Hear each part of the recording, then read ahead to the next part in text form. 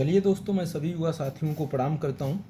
देखिए दोस्तों, हम कहना चाहते हैं कि हमने जो है इतिहास, इकोनॉमिक्स, पॉलिटी, इसके बाद कंप्रिहेंशन, रीजनिंग अभी करा रहे हैं। साइंस टेक, पर्यावरण से जितने क्वेश्चन दोस्तों 2018 से 2023 तक पूछे गए वो सब मैंने करा दिया है दोस्तों। आप जाके प्ले लिस्ट में देख सकते हैं या जो है लाइव या वीडियोज पर जाके देख सकते हैं दोस्तों। भौतिक भूगोल, भारत का भौतिक भूगोल हमने पढ़ा दिया है दोस्तों। अब ये जो है विश्व का भूगोल है दोस्तों। विश्व के भूगोल से 1995 से 2023 तक जितने प्रश्न पूछे हैं इस वीडियोज में उसकी कहानी समाप्त होने वाली है दोस्तों। चलिए दोस्तों, आ जाइए। प्रश्न दिया है दोस्तों, पहला, नीचे के मानचित्र में कुछ देश दिखाए गए हैं जो पूर्ववर्ती सोवियत संघ के भाग थे। उनके साथ जलपिंड रेखांकित करके दिखाए गए हैं। जलपिंड, ठीक। तो दोस्तों 1, 2, 3, 4, 5 अंकित देश हैं। कौन से अंकित देश हैं दोस्तों? ये कौन से अंकित देश हैं? देखिए दोस्तों, मैं आपको बता देना चाहता हूँ। 1 मिनट दोस्तों। देखिए दोस्तों, ये देश कौन से हैं हम आपको अभी दिखाना चाह रहे हैं। देखिए दोस्तों, ये हमारा आ गया भारत। ये देखिए, ये भारत है दोस्तों। ये भारत के ऊपर का कजाकिस्तान दिख रहा है दोस्तों। कजाकिस्तान, भारत के बाद जो है पाकिस्तान हो गया, ये अफगानिस्तान हो गया। इसके ऊपर जस्ट दोस्तों Kyrgyzstan, Uzbekistan, Kazakhstan, Turkmenistan, Iran. ये दोस्तों ये बड़ा वाला भाग जो है आपको दिख रहा है, जो ये कजाकिस्तान है। क्या है दोस्तों? देखिए ये बड़ा वाला भाग, ये पहला नंबर का दोस्तों कजाकिस्तान में। इसके बाद दोस्तों कजाकिस्तान के बाद जस्ट उसके नीचे उज्बेकिस्तान। देखिए ये छोटा सा भाग जो दिख रहा है उज्बेकिस्तान। इसके बाद दोस्तों तुर्कमेनिस्तान, दूसरा वाला, ये देखिए तुर्कमेनिस्तान हो गया दोस्तों, ये वाला पार्ट। और ये इंडिया से जस्ट ऊपर पांचवा दोस्तों किर्गिस्तान। तो ये दोस्तों ये वाले भाग हैं दोस्तों। पहला क्या हो जाएगा दोस्तों? पहला ऑप्शन क्या हो जाएगा? कजाकिस्तान। दूसरा ऑप्शन क्या हो जाएगा दोस्तों? कजाकिस्तान के बाद, ठीक। देखिए दोस्तों, पहला जो है कजाकिस्तान। ये थोड़ा सा मैप सही नहीं है दोस्तों। मैप हम खरीदे थे लेकिन गायब हो गया, दिख ही नहीं रहा है, कहाँ है कजाकिस्तान। इसके बाद जो है दोस्तों दूसरे नंबर पर तुर्कमेनिस्तान। दूसरे नंबर पर क्या आना चाहिए दोस्तों? तुर्कमेनिस्तान। तीसरे नंबर पर आएगा उज्बेकिस्तान। चौथे नंबर पर किर्गिस्तान और पांचवें नंबर पर तजाकिस्तान। दोस्तों कजाकिस्तान की राजधानी कहाँ है? अस्ताना है, तुर्कमेनिया या राजधानी अशगाबाद। तो ये दोस्तों ऑप्शन इसका हो जाएगा डी, कजाकिस्तान, तुर्कमेनिया या तुर्कमेनिस्तान बोलते हैं, उज्बेकिस्तान, किर्गिस्तान, तजाकिस्तान दोस्तों। तो ये दोस्तों वर्तमान में आप जाके देख लीजिएगा भारत का, दुनिया का। देखिए दोस्तों, भारत का नक्शा ठीक से तैयार कर लीजिए। कौन सा पड़ोसी देश है, कौन से हमारा भारत जो किस देश के साथ लगता है, कौन सा राज्य किस राज्य से सीमा बनाती है, कौन सा राज्य समुद्र के किनारे है। इसी तरह विश्व की स्थिति देख लीजिए दोस्तों। विश्व में हमारे पड़ोसी देश कौन से हैं जो महत्वपूर्ण चर्चा में रही है घटनाएं, उनकी जो है घटनाओं को चर्चा में देखिए। ये दोस्तों 1995 में आईएएस में पूछा गया प्रश्न है दोस्तों, तो इसका डी ऑप्शन हो जाएगा। अगला दोस्तों दिया है, ग्रीनविच की देशांतर रेखा से पूर्व या पश्चिम में स्थित होने के आधार पर निम्नलिखित देशों का मानक समय ग्रीनविच माध्य समय से या तो आगे या पीछे। ग्रीनविच माध्य समय से आगे से पीछे के क्रम की दृष्टि से देशों के मानक समय का निम्नलिखित में से कौन सा क्रम सही है?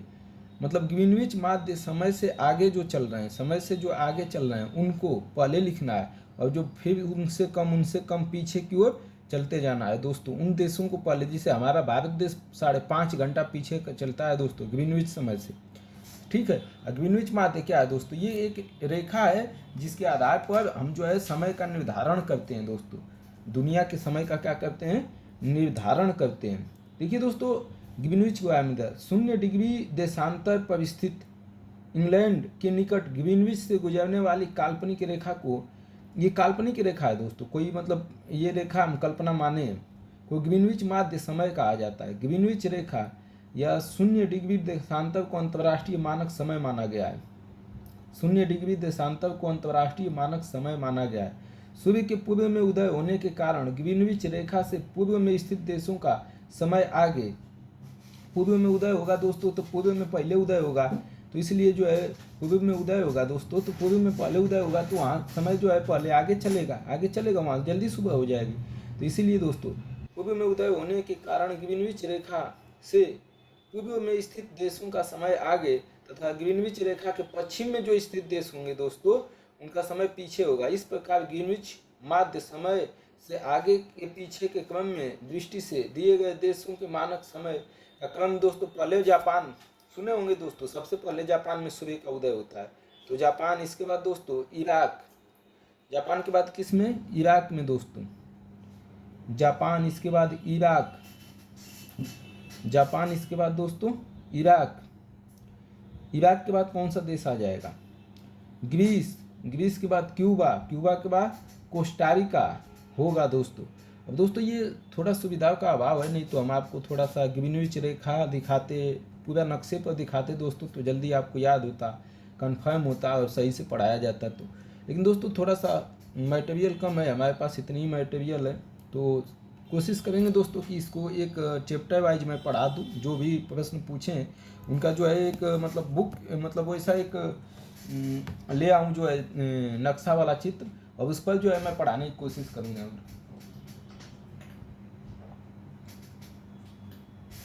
वो दोस्तों मैं सही से बताने और पढ़ाने की कोशिश करूँगा। अभी के लिए फिलहाल इसी पर बिता लीजिए, इसके लिए माफ़ी चाहूँगा दोस्तों। अब यहाँ जो है बार बार हटाना फटाना ये सब दिक्कत हो जाएगी, तो इसका हो जाएगा दोस्तों ए ऑप्शन हो जाएगा। पहला कौन हो जाएगा, जापान, जापान के बाद तो दोस्तों 0 डिग्री, पहले एक बार समझ लीजिए, 0 डिग्री देशांतर पर स्थित इंग्लैंड के निकट एक ग्रीनविच रेखा, ग्रीनविच से गुजरने वाली काल्पनिक रेखा हमने खींचा दोस्तों। ग्रीनविच माध्य समय दोस्तों, दुनिया में समय का तो पता चलना चाहिए ना कि समय जो है भारत में कब कितना बज रहा है, इंग्लैंड में कितना बज रहा है, अमेरिका में दोस्तों, तो वो समय को दोस्तों हमने निर्धारित करने के लिए एक काल्पनिक रेखा बना के हमने जो है समय का निर्धारण किया कि यहाँ यहाँ ऐसे चलेगा दोस्तों। ठीक, अगला प्रश्न देखते हैं दोस्तों। आज दोस्तों ये खत्म हो जाएगा विश्व का भूगोल, टेंशन मत लीजिए। जिप्सी लोगों का मूल स्थान था दोस्तों, जिप्सी लोग कहाँ रहते थे, जिप्सी लोगों का मूल स्थान भारत था दोस्तों। जिप्सी भारत के उत्तर पश्चिम क्षेत्र विशेषकर पंजाब एवं राजस्थान में निवास करते थे। जिप्सी लोग खाना बदोश जीवन व्यतीत करते थे। मध्य युग में इनका प्रवेशन यूरोप में हुआ था तथा वे वहीं बस गए। इन लोगों की भाषा रोमा है दोस्तों, जिप्सी लोगों की भाषा क्या है, रोमा है दोस्तों। तो ये भारत के निवासी थे दोस्तों, ऑप्शन सी हो जाएगा। चौथा दोस्तों फिर आ गया, नीचे दिए हुए मानचित्र पर ध्यान दीजिए। अब इसमें 4 स्थान निर्दिष्ट हैं जो प्राय समाचारों में चर्चित रहते हैं दोस्तों। 4 स्थान जो समाचार में रहते हैं, 1 2 3 4, ये समाचार में रहते हैं दोस्तों। तो इनमें से कौन सा स्थान चेचन्या है दोस्तों। चेचन्या दोस्तों तो आप लोग बार बार सुने होंगे, यूरोप, अरे यूक्रेन और रूस के युद्ध में चेचन्या का नाम बार बार आ रहा था दोस्तों। तो चेचन्या दोस्तों कहाँ था, रूस का एक प्राइवेट आर्मी है दोस्तों। चेचन्या क्या है, रूस की एक प्राइवेट आर्मी है दोस्तों।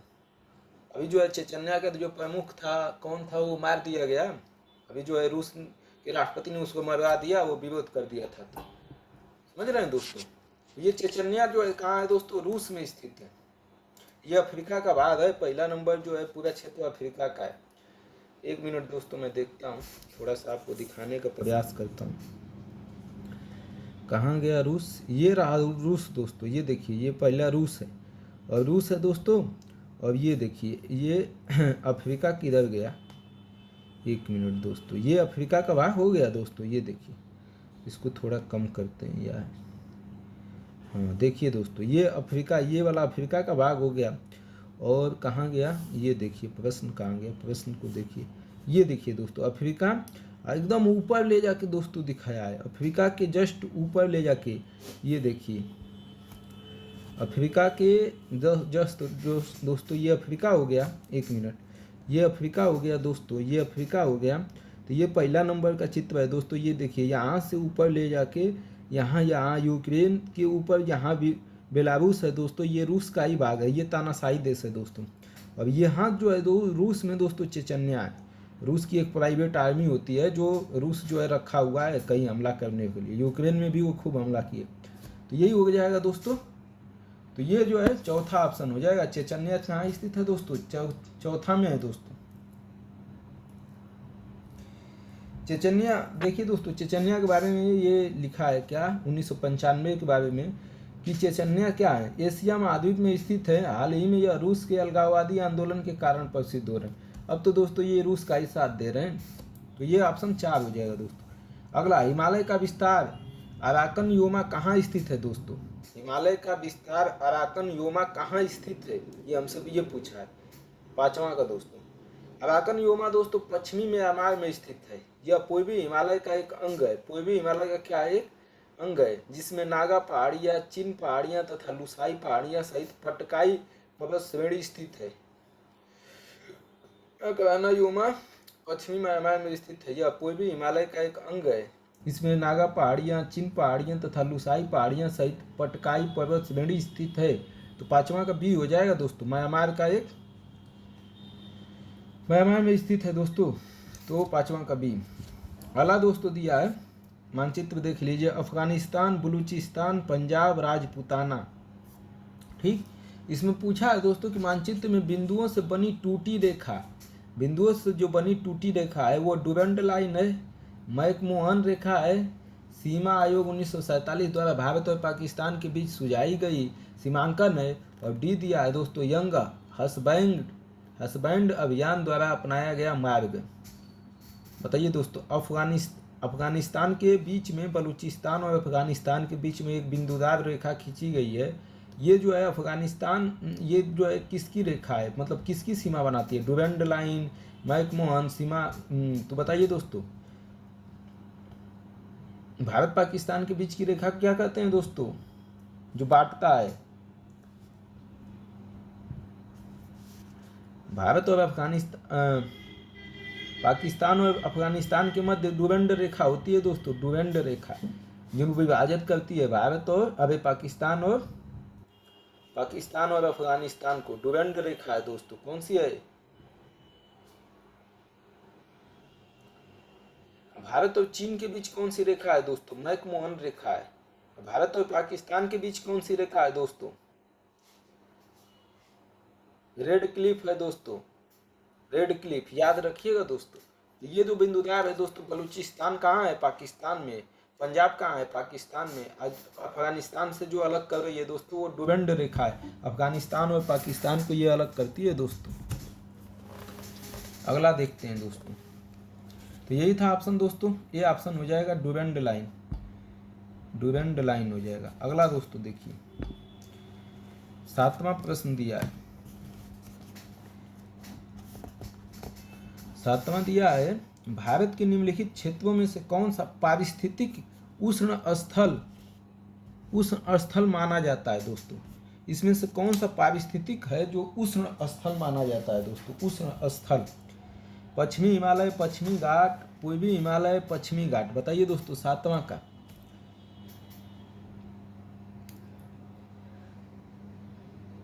देखिए दोस्तों, पश्चिमी हिमालय जो है दोस्तों, पश्चिमी हिमालय उसी को माना जाता है दोस्तों, क्या? पारिस्थितिक उष्ण स्थल। देखिए दोस्तों, भारतीय संविधान के वन्यजीव एक्ट 1972 के द्वारा भारत के पश्चिमी घाट को देश का इकोलॉजिकल हॉट स्पॉट माना जाता है।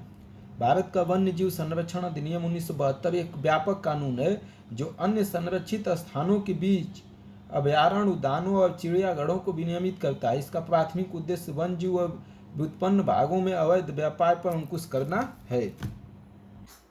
चलिए देखिए दोस्तों, ये नक्शा है और मैं नक्शा लाऊंगा दोस्तों, इस पढ़ाते टाइम जो है दोस्तों बताऊंगा आपको।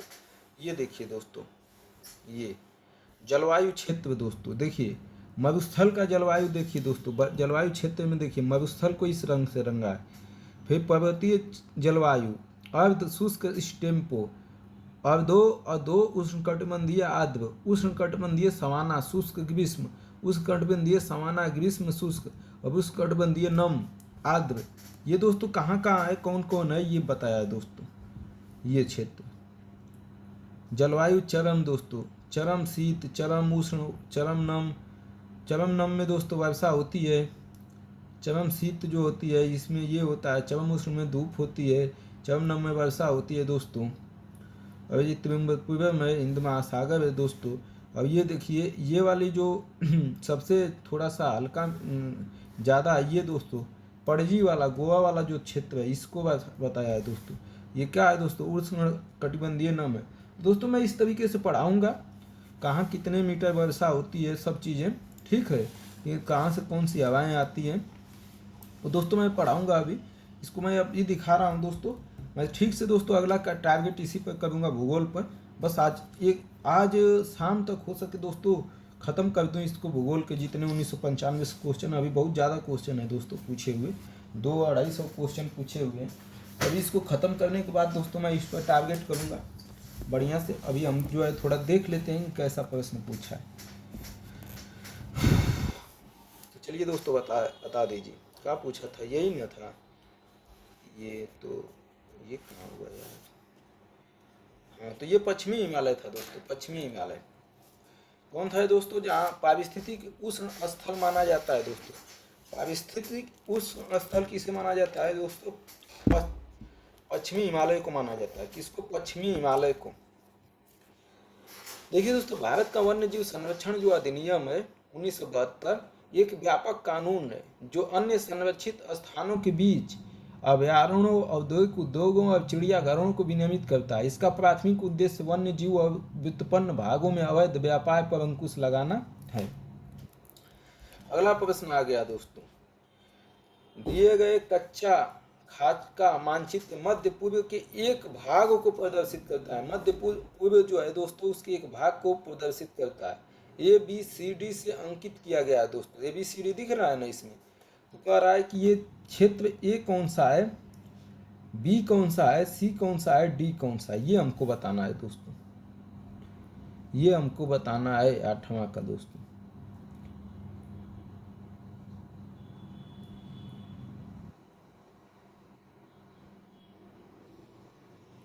चलिए देखिए दोस्तों हम बताते हैं आप, ये चित्र देख लीजिए, टाइग्रस, सूत्रस, ये सब चित्र है दोस्तों। अब आइए देखिए दोस्तों, ये क्षेत्र दोस्तों आपको ये है, देखिए मिस्र, लीबिया, इरिट्रिया, इसके बाद इराक, सीरिया, टूनिसिया, ग्रीस, इसी में से होगा दोस्तों। चार्ट देखिए दोस्तों इसमें से कौन सा ये चित्र बन रहा है। ये दोस्तों ये कट वाला चरखुंटा कट वाला हल्का सा, रुकिए देखिए दोस्तों मैं आपको दिखाता हूँ। देखिए दोस्तों ये जो कट थोड़ा सा इसे आके जो बन रहा है इसको देखिए दोस्तों, इस कोने को देखिए, सीधी लाइन के जस्ट जो है कोने पर जो बन रहा है, सीधी लाइन के जस्ट जो है कोने पर बन रहा है दोस्तों। देखिए दोस्तों कहाँ है ये, एक सीधी लाइन जा रही है और जस्ट उसके कोने पर बन रहा है दोस्तों। ये सही दिया भी तो नहीं है, चित्र भी तो सही नहीं है, नहीं तो मैं आपको दिखाता दोस्तों। ईरान किधर है यार, ये देखिए दोस्तों यहाँ इराक है, इराक के पास जॉर्डन है, जॉर्डन के पास सऊदी अरब है। ये देखिए दोस्तों ये मिस्र है, ये सीरिया है, अब इसी में इरिट्रिया, दक्षिणी सूडान, लीबिया, ट्यूनेशिया, ठीक ये दोस्तों देश हैं। अब इसमें दोस्तों सही से दिया नहीं है, इसलिए अभी जो है वर्तमान के लिए पढ़ ही के देख लीजिए। बाकी दोस्तों मैं इस पर लाऊंगा और ये जरूरी है दोस्तों, हो सके इस बार इस पर प्रश्न पूछ दे दोस्तों, क्योंकि इजराइल और जो फिलिस्तीन का युद्ध है दोस्तों वो पूरा अंतर्राष्ट्रीय स्तर की चर्चा का विषय बन गया है। हो सके इस बार इस पर प्रश्न पूछ दे, चाहे मैप से, चाहे जो है उसमें कौन सी हमास जो है फिलिस्तीन की तरफ से जो आतंकवादी संगठन लड़ रहा है दोस्तों, और मोसाका जो है इजराइल की जो है एक गुप्त संस्था है, तो ऐसा कुछ प्रश्न पूछ सकता है दोस्तों। या तो नक्शा दे देगा इजराइल का और फिलिस्तीन का, और पूछ देगा कि किस क्षेत्र में युद्ध हो रहा है। तो ऐसा कुछ भी पूछ सकता है दोस्तों, तो इसके लिए तैयार रहना इस बार। तो 8वां का दोस्तों क्या होगा जाएगा, देखिए दोस्तों दिए गए चित्र में ए जो है इराक को प्रदर्शित करता है, इराक की राजधानी कहाँ है, बगदाद। बी जो है दोस्तों सीरिया को, सीरिया की राजधानी कहाँ है, दमिश्क। सी जो है सऊदी अरब, राजधानी कहाँ है दोस्तों, रियाद। और डी जो है दोस्तों जॉर्डन, जिसकी राजधानी कहाँ है, अम्मान। ये है दोस्तों, इसको आप बताएंगे दोस्तों, टेंशन मत लीजिए, अगला टारगेट हम बढ़िया से करें। पाक खाड़ी किनके बीच है दोस्तों, कच्छ की खाड़ी और खंबात की खाड़ी, मन्नार की खाड़ी और बांग्लादेश की खाड़ी, लक्षद्वीप और मालदीव द्वीप समूह के बीच, अंडमान और निकोबार द्वीप समूह के बीच। पाक की खाड़ी जो है दोस्तों किनके बीच है, पाक की खाड़ी दोस्तों, बताइए दोस्तों। 9वां, देखिए दोस्तों पाक जो खाड़ी है दोस्तों, ये जो है भारत एवं श्रीलंका को अलग करती है।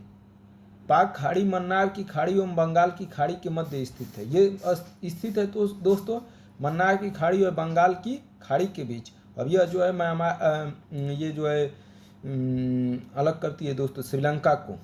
तो ये दो पाक खाड़ी कहाँ स्थित है, किनके बीच है, तो मन्नार की खाड़ी और बंगाल की खाड़ी के बीच स्थित है। पाक की खाड़ी कहाँ है, मन्नार की खाड़ी और बंगाल की खाड़ी के बीच है। ये सब मानचित्र से ही पढ़ने में मजा आता है दोस्तों, ये रटंत विद्या मजा नहीं है। 10वां, नीचे दिए हुए आरेख में उत्तरी श्रीलंका का कच्चा खाका मानचित्र है। जाफना जिस बिंदु पर है वह अंकित है दोस्तों। जाफना इसमें कहाँ है, अब ऐसा प्रश्न तो पूछने का कोई वो नहीं है दोस्तों, उस समय चर्चा वर्चा में रहा होगा। डी जो बिंदु है दोस्तों वहाँ जाफना है, छोड़ दीजिए दोस्तों, अब ये आएगा नहीं। विश्व की 50% जनसंख्या किन अक्षांशों के बीच संकेंद्रित है या रहती है दोस्तों, 1997 में पूछा गया है। 50, देखिए दोस्तों भूमध्य रेखा के आसपास ही ज़्यादातर जनसंख्या रहती है, क्योंकि यहाँ वर्षा जलवायु बेहतरीन है दोस्तों। तो कहाँ से आप कौन से बीच में रहती है दोस्तों, 11वां का, देखिए दोस्तों 20 डिग्री से 40 डिग्री का जो तापमान होता है ना, उसके बीच जो है आदमी रहता है। अभी 43 डिग्री तापमान होता है दोस्तों, 45 डिग्री तो हमारा पेशाब जो है पूरा गर्म आने लगता है, मतलब गर्म पेशाब होने लगता है, पूरा गर्मी से आदमी मरने लगते हैं, तबीयत खराब होने लगती है। ठीक, तो हमें दोस्तों इसी तापमान चाहिए जहाँ हम रह सकें। तो 40 डिग्री दोस्तों बहुत होता है, 40 डिग्री का तापमान 40 डिग्री जो है तापमान बहुत होता है दोस्तों। तो इसलिए दोस्तों 20 डिग्री उत्तरी अक्षांश से 40 डिग्री उत्तरी अक्षांश तक जो है दोस्तों रहती है 20 की 50% जनसंख्या, क्योंकि विश्व के अधिक जनसंख्या वाले देश चीन, भारत, यूएस और आदि इसी अक्षांश में रहते हैं दोस्तों। ठीक, 20 डिग्री से 40 डिग्री के बीच, ऑप्शन बी हो जाएगा दोस्तों। अगला, ये पीले वर्ण के तिर्यक नेत्र, उठी हुई कपोल, अस्थि, छुटपुट केस और मध्यम ऊंचाई वाले व्यक्ति होते हैं, कहाँ पाए जाते हैं, नार्डिक काव्यों में, ऑस्ट्रियाई जनों से, निग्रोसम जनों से और मंगोलायड जनों से। बताइए, पीले वर्ण के तिर्यक नेत्र होते हैं, उठी हुई कपोल होती है, अस्थि छुटपुट होती है, केस और जो है मध्यम ऊंचाई वाले व्यक्ति होते हैं। 12वां का दोस्तों, मंगोलायड होते हैं दोस्तों, उत्तरी पूर्वी एवं दक्षिणी पूर्वी एशिया के निवासी हैं। कहाँ के निवासी हैं, मंगोलायड होते हैं ये उत्तरी पूर्वी एवं दक्षिणी पूर्वी एशिया के निवासी हैं। इनकी आँखों की ऊपरी चमड़ी इकट्ठी रहती है, इनके बाल सीधे एवं शरीर दुबला पतला होता है। मंगोलायड लोगों का कद मध्यम होता है।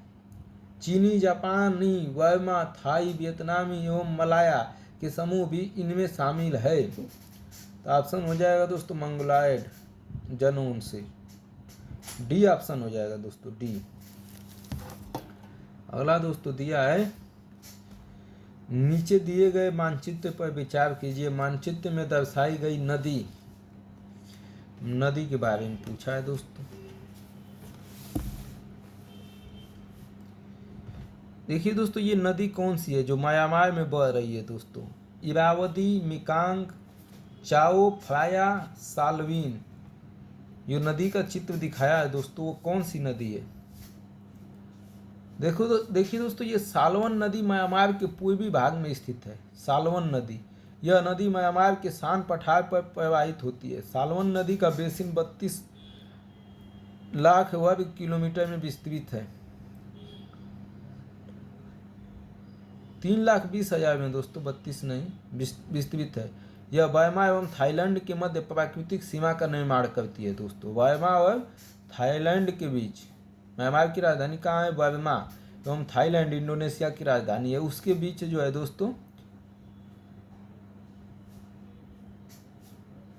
देखिए दोस्तों, बर्मा म्यांमार के नाम से जाना जाता है। अब इसकी राजधानी रंगून से बदल कर यांगून और अब नैपिटी जो भी है दोस्तों। तो ये सालवन नदी है दोस्तों, महत्वपूर्ण तो है थोड़ा सा, लेकिन उस समय दोस्तों ये चर्चा का विषय रहा होगा तो पूछ दिया होगा। अभी इसका कोई पूछने का चांस नहीं है, फिर भी अब थोड़ा सा जान ही जाइए। ठीक है, अलग कर रही है दो देशों को, तो हो सके म्यांमार में भी कोई ना कोई घटना होता ही रहता है, कहीं पूछिए थे।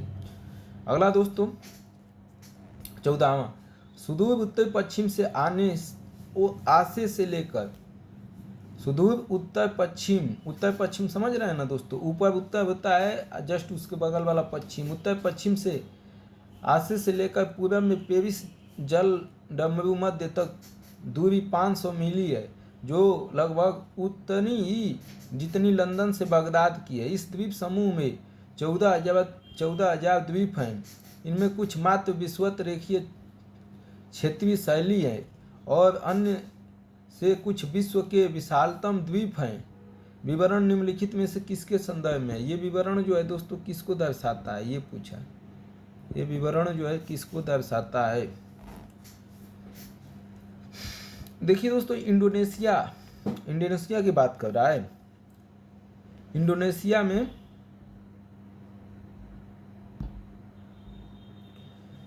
इंडोनेशिया में 13,677 द्वीप शामिल है दोस्तों। इंडोनेशिया में यह देश टोरस संधि से 5,000 मील की दूरी पर स्थित है। टोरस संधि ऑस्ट्रेलिया व न्यू गिनी को अलग करता है।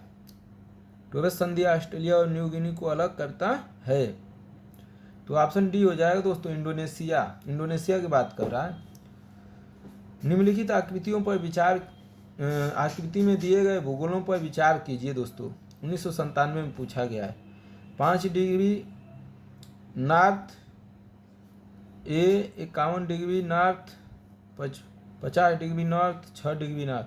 उपयुक्त ए द्वारा अंकित बिंदु किस महाद्वीप में स्थित देश को व्यक्त करता है दोस्तों? देखिए दोस्तों, 15वां जो आकृति दी गई है दोस्तों, ये वाली आकृति देखिए। आकृति में दिया हुआ भौगोलिक विवरण 50 डिग्री उत्तरी, नॉर्थ का मतलब उत्तरी अक्षांश से 51 डिग्री उत्तरी अक्षांश तथा 50 डिग्री से 51 डिग्री, समझ रहे हैं, उत्तरी अक्षांश तथा 5 डिग्री पूर्वी देशांतर से 6 डिग्री पूर्वी देशांतर के मध्य स्थित है। ठीक, अतः उपयुक्त आकृति दोस्तों किसको अंकित करती है? यूरोप महाद्वीप को व्यक्त करती है। किसको व्यक्त करती है दोस्तों? यह यूरोप महाद्वीप को। तो यूरोप हो जाएगा दोस्तों ऑप्शन सी। अगला 16वां, निम्नलिखित में से कौन सा एक देश विश्व में ईंधन काष्ठ का सबसे बड़ा उत्पादक है? दोस्तों अभी के लिए इसको छोड़ दीजिए, वर्तमान में देखिए क्या है। निम्नलिखित में से किस एक देश ने भारत में बॉक्साइट के प्रमुख आयात के रूप में इटली का स्थान लिया? ये अभी दोस्तों वर्तमान के लिए देखिए, अभी क्या है, 1997 ईस्वी में इंडोनेशिया वनों में लगी आग का कारण था दोस्तों। हाँ, तो ये दोस्तों थोड़ा सा जान लीजिए, ऐसे ही फालतू का जान लीजिए। 1997 में दोस्तों इंडोनेशिया में लगी वनीय आग शुष्क मौसम और मानवीय गलतियों का परिणाम था दोस्तों। 19वां दोस्तों, जब AIST याम्योत्तर पर दोपहर होती है तब धरती पर एक अन्य स्थान पर लोग अपनी सुबह 6 बजे की चाय ले रहे होते हैं। उस स्थान का देशांतर है दोस्तों। ये बदलने आना चाहिए दोस्तों, बदलने आना चाहिए आपको, हम बता देंगे दोस्तों। अंतर्राष्ट्रीय मानक समय IST से पूर्व का समय आगे तथा पूर्व का समय आगे चलता है दोस्तों। पूर्व दिशा में सूर्य उगता है ना, तो सूर्य उगेगा तो पहले वही पड़ेगा सूर्य, तो आगे चलेगा। और जैसे जैसे सूर्य जो है पश्चिम की ओर जाएगा तो पीछे होता जाएगा। तो पूर्व का समय आगे तथा पश्चिम का समय पीछे होता है दोस्तों। प्रश्न देखिए दोस्तों, प्रश्न में क्या है? अंतर्राष्ट्रीय मानक समय IST पर दोपहर और एक स्थान पर सुबह 6 बजे, तो दोनों स्थानों के बीच कितने घंटे का अंतर होता है दोस्तों? 6 घंटे का अंतर हुआ, अर्थात 90 डिग्री देशांतर का अंतर होगा दोस्तों, 90 डिग्री देशांतर का अंतर होगा। चूंकि अंतर्राष्ट्रीय मानक समय 0 डिग्री देशांतर पर स्थित है, इसलिए सुबह 6 बजे चाय लेने वाला स्थान 90 डिग्री पश्चिमी देशांतर पर स्थित होगा। कहाँ होगा? पश्चिमी देशांतर में 90 डिग्री में स्थित होगा। समझ गए होंगे दोस्तों। 6 डिग्री 6 घंटे, 6 एकम 6 5 30। अगला दोस्तों 20वां, वेनेजुएला के निम्नलिखित पतनों के नगरों में से किस एक को तेल पतन के रूप में विकसित किया गया है? दोस्तों ये अब आएगा नहीं, लेकिन जान लीजिए मरकैबो है, कोई बात नहीं है दोस्तों, इसका कोई महत्व नहीं रह गया। लेकिन इसमें विश्व में अभी भी चिली तांबा का महत्वपूर्ण उत्पादक है। चिली विश्व के विशालतम पोर्फियो ताम्र निक्षेपों में संपन्न था। एक कथन सही है दोस्तों, एक कथन सही है। अभी के लिए कौन है दोस्तों, ये देखना पड़ेगा। ये 1999 की बात कर रहा है, तो अभी के लिए देखिए जाके। 22वां दोस्तों, दिए गए मानचित्र ABCD में अंकित नगरों को नगरों के नामों से सुमेलित कीजिए और नगरों के नामों में दिए गए कूट का प्रयोग कीजिए दोस्तों। Darwin, Kuala Lumpur, Lagos, Nairobi, Singapore. कुछ तो दोस्तों आप लोग नाम सुने ही होंगे, जैसे सिंगापुर जो है, तो ये कहा है दोस्तों कि ये कहाँ कहाँ देश है, उनको जो है नक्शा दिया है दोस्तों, अब इनका देश का नाम है। ये जो है कहाँ है, लागोस, सिंगापुर, ये देश दिया है दोस्तों, कहाँ स्थित है उसके बारे में पूछा है। ऐसा प्रश्न तो पूछता नहीं है दोस्तों। अब ऐसा प्रश्न पूछना यूपीएससी ने बंद कर दिया है। उस समय छोटे छोटे बच्चे रहे होंगे ना, यूपीएससी अभी चालू हुई थी, और दुनिया गाँव में दोस्तों ये सब चीज़ें पता नहीं था, तो यही सबसे महत्वपूर्ण प्रश्न बन जाता था। अगला दोस्तों 23वां, लैटिन अमेरिका में यूरोपीय और इंडियन मिश्रित रक्त वाले व्यक्ति को कहा जाता है दोस्तों। लैटिन अमेरिका में दोस्तों इंडियन और यूरोपीय, मतलब इंडियन माता हो और यूरोप से, मतलब यूरोप का कोई व्यक्ति जो है, मतलब जो है उनसे कोई बच्चा हो जाए, तो उनको क्या कहा जाता है? मुलेटो, मैसिस्टोज, मीजी, गाऊ माऊ। माऊ माऊ है दोस्तों, माऊ माऊ क्या बोला जाता है दोस्तों? इसको याद रखिए दोस्तों, कभी हो सके पूछ ही दे। मैसिस्टजो कहा जाता है दोस्तों। यूरोपीय एवं मूल अमेरिकन जनजातियों का एक मिश्रित जातीय समूह है दोस्तों। इंडियन मतलब भारत का, यूरोपीय मतलब यूरोप का। इन दोनों से अगर कोई बच्चा हो जाए दोस्तों, तो उसको बी ऑप्शन होगा, मैसिस्टजो कहा जाता है। ज्वालामुखी पर्वत और देश दोस्तों, इसको तो याद रखिएगा दोस्तों, ज्वालामुखी याद रखिएगा, हो सके कहीं आ जाए। माउंट रैनियर, एटना, पैरीकुटीन, टाल। Italy, Mexico, Philippines, US. कौन ज्वालामुखी कहाँ होती है दोस्तों?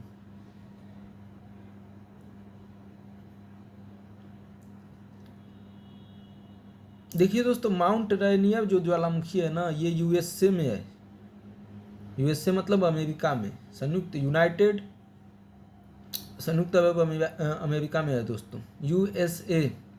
माउंट रैनियर दोस्तों यूएसए में है। एटना दोस्तों इटली में है। ए से एटना, ए से इटली, आसान तो है, याद कर लीजिए, ये तो याद हो गया होगा। अब पैरीकुटीन दोस्तों मैक्सिको में है। पैरीकुटीन कहाँ है? मैक्सिको में। और टाल दोस्तों फिलीपींस में स्थित है। टाल दोस्तों फिलीपींस में। टाल मतलब अकाल दोस्तों, अभी अकाल ही पड़ गया है फिलीपींस में, लोग भोजन भूख से बिना मर रहे हैं।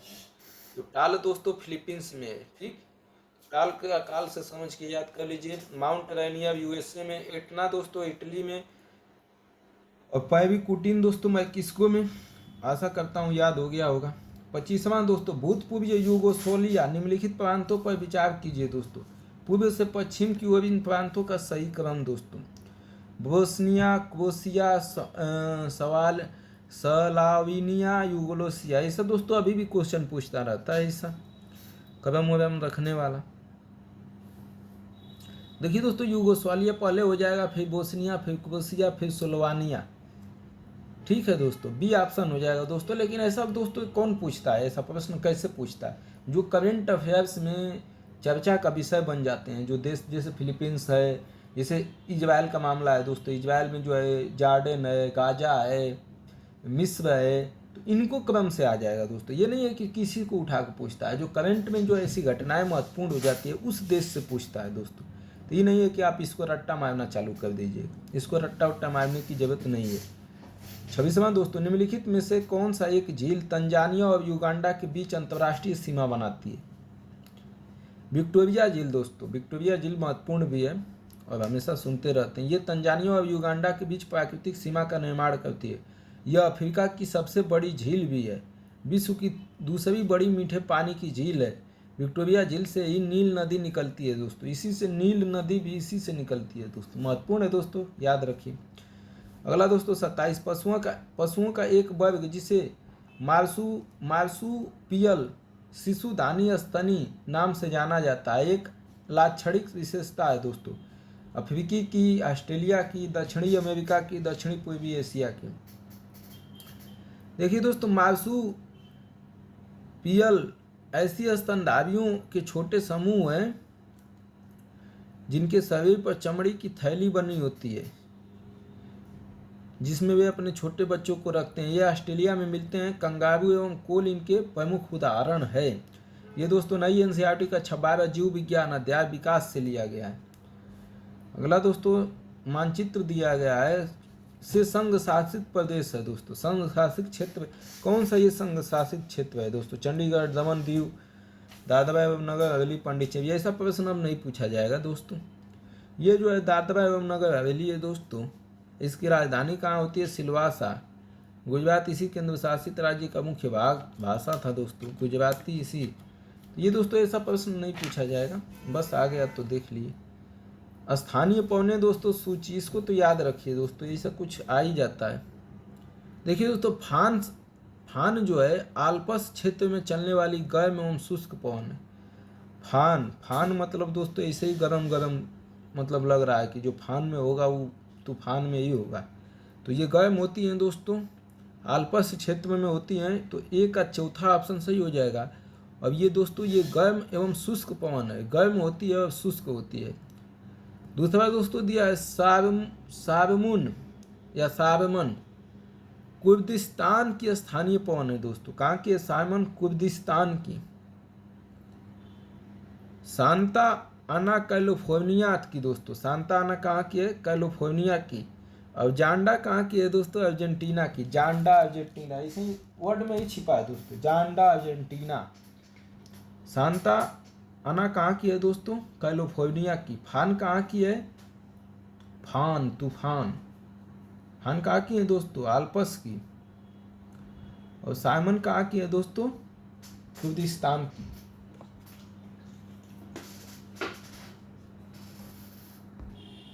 चलिए देखिए दोस्तों, ये प्रश्न देखिए, उपयुक्त सूची में इन्हें पहचानिए तथा नीचे दिए कूट का प्रयोग कर सही मिलान कीजिए। कौन सा दोस्तों? बिश्केक, अश्गाबाद, ताशकंद, दुशांबे, ये सब राजधानियां हैं दोस्तों किसी न किसी देश की। ऐसा प्रश्न दोस्तों मानचित्र बना के तो देता नहीं है यूपीएससी, बताइए दोस्तों।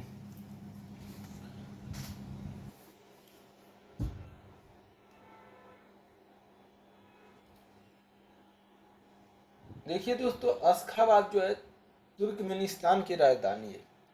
अश्गाबाद तुर्कमेनिस्तान की राजधानी है दोस्तों। अब पहला जो है यही है दोस्तों।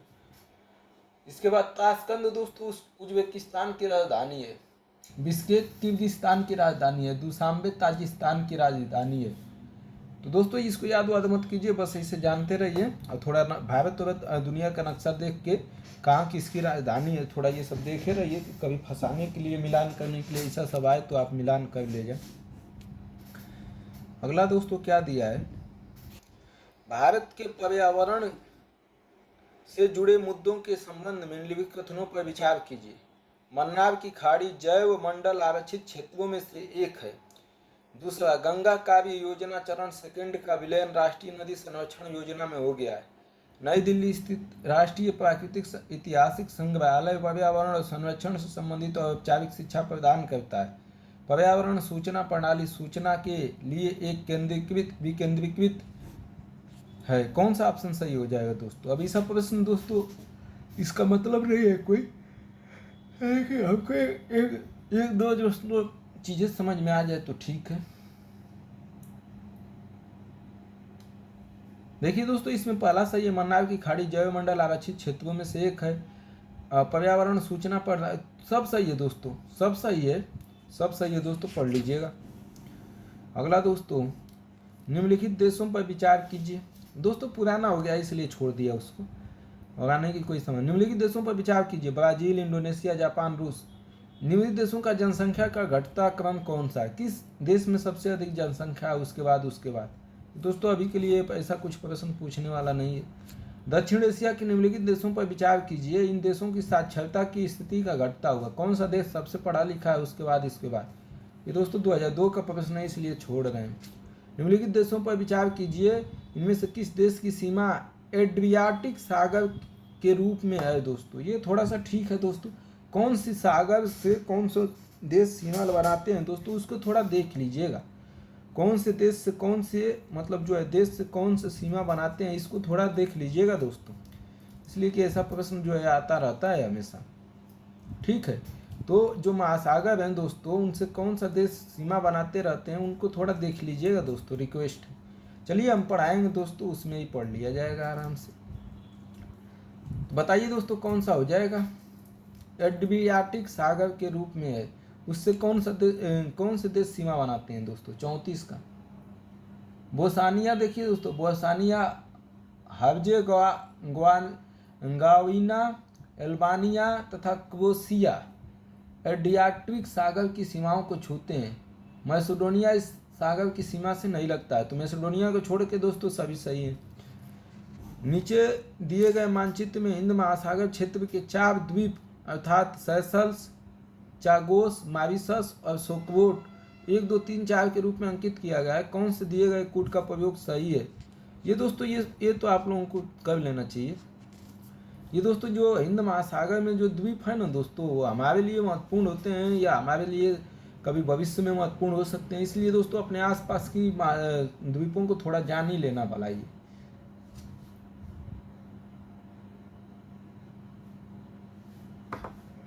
देखिए दोस्तों, हिंद महासागर क्षेत्र के चागोस, सोकोटा, सेशेल्स एवं मॉरिशस को क्रमशः, तो चागोस दोस्तों पहला चागोस है दोस्तों, पहला चागोस,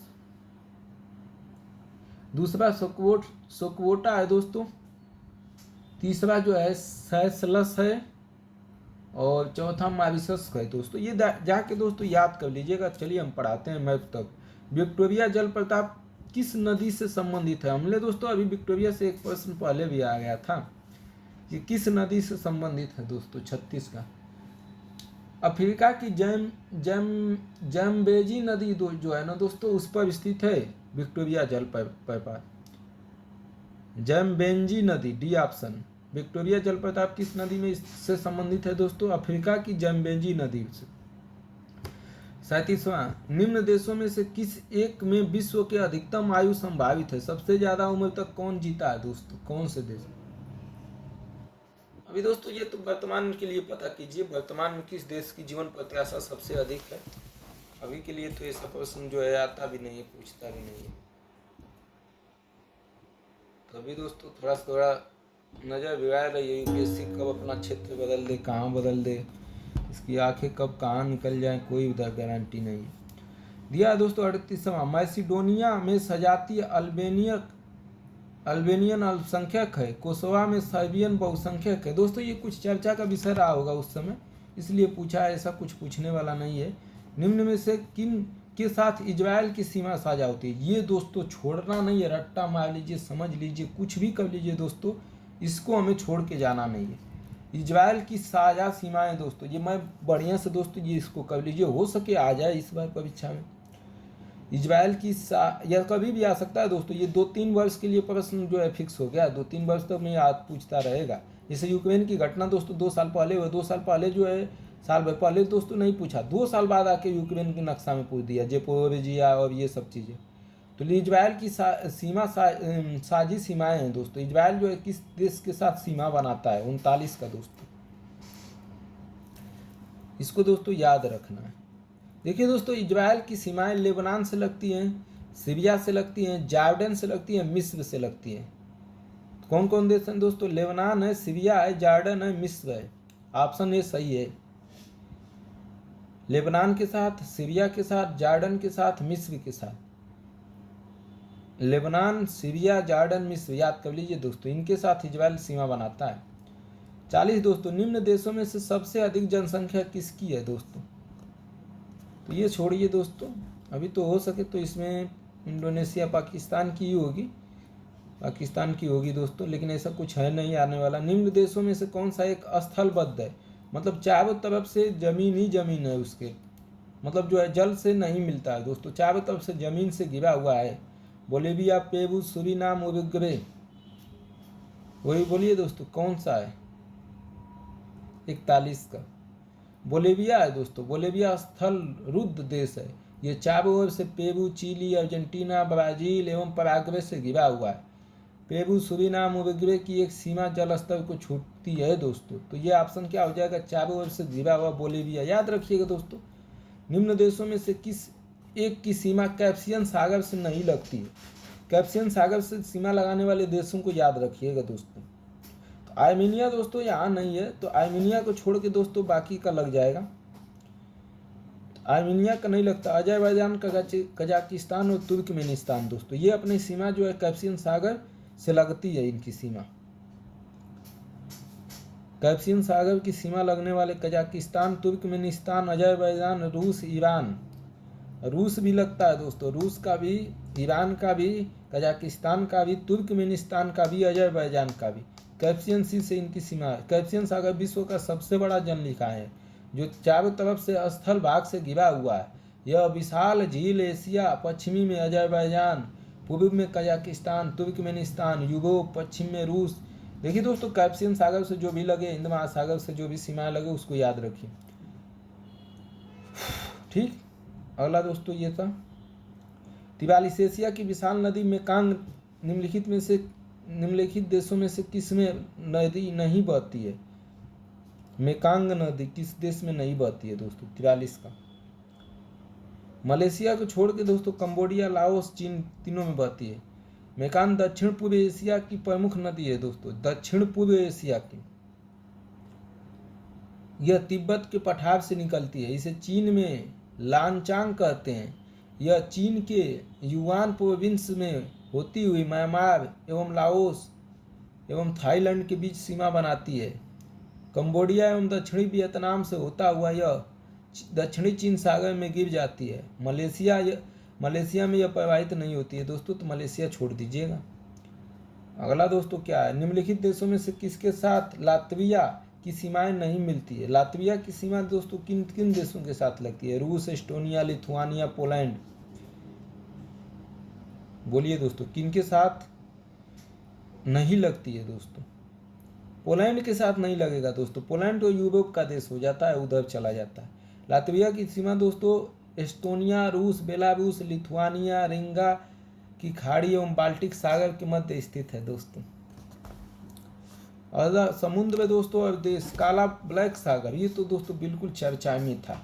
ब्लैक सागर दोस्तों यूक्रेन का है, लेकिन अभी रूस ने कब्जा कर लिया है दोस्तों इसको। ब्लैक सागर किसका है दोस्तों? यूक्रेन का था, लेकिन रूस ने कब्जा लिया दोस्तों। ब्लैक सागर, काला सागर दोस्तों, ये क्या दे रहा है यार? 45 का गलती ये दे रहा है। अच्छा, काला सागर से कौन सा सीमा लगता है? कौन सी देश की सीमा लगता है ये पूछा है दोस्तों। काला सागर की सीमा से लगा देश दोस्तों बुल्गारिया है। कौन सा है दोस्तों? बुल्गारिया काला सागर से लगता है, बुल्गारिया दोस्तों, ये पूछा है। लाल सागर की सीमा से लगा देश कौन सा है दोस्तों?